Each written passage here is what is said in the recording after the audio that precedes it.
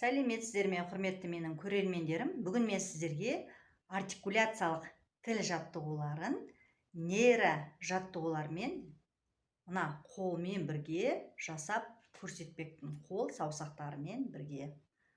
Ал енді бұның пайдасы бізге мына екі миымыздың жарты шарының жұмысын жақсарта түседі. Бұл дегеніміз біздің ойлау, есте сақтау, зейініміздің барлық процестеріміздің жақсаруына мүмкіндік береді екен. Ал ондай болса бастайық. Бірінші жаттығуымыз бақа және піл. Бақа ұқсап кілеміз, піл сияқты тұмсығымызды, ернімізді пілдің тұмсықтатып алға шошайтамыз. Кілеміз.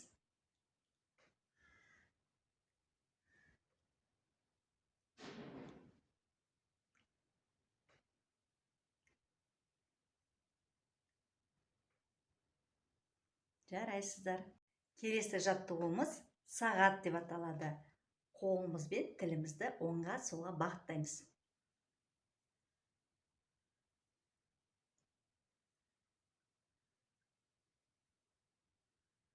Жарайсыздар. Келесі жаттығу әткеншек. Тілімізді жоғарғы мұрынға қарай және төменгі иекке қарай созамыз.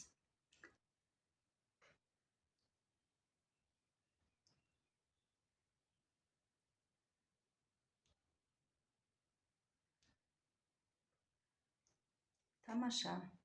Келесі жаттығуымызда тілімізді жоғарғы ерінге қарай көтереміз. Мұрнымызға қарай созамыз. Және желкен.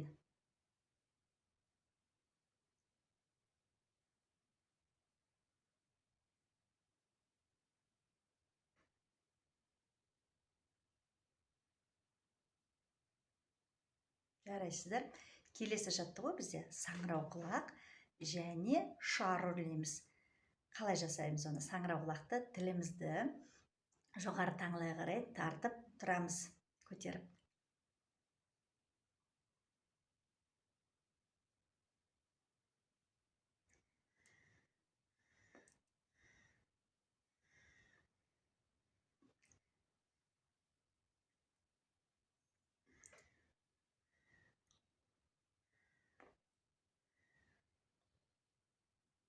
Жарайсыздар. Келесі жаттығуымыз сырғанақ немесе әткеншек деп айтсақ та болады. Міне былай тілімізді астыңғы тіске тақаймыз. Және жоғары көтереміз, қолымызды ашамыз.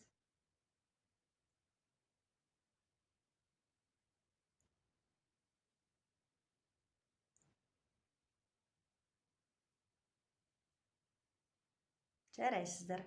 Келесі жаттығу қоршау және шар. Кәне тісімізді көрсетеміз. Немесе былай істеуімізге де болады.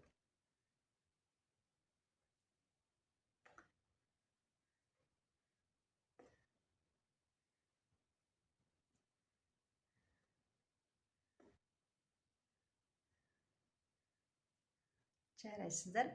Келесі жаттығу түтікше және сырғанақ.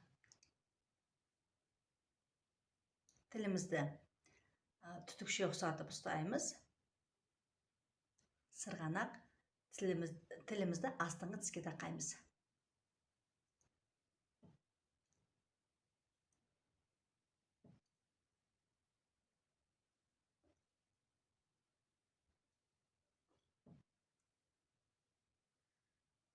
Міне, құрметті көрермендер, мен сіздерге артикуляциялық жаттығуларды нейрогимнастикалық жаттығулармен бірге жасап көрсеттім.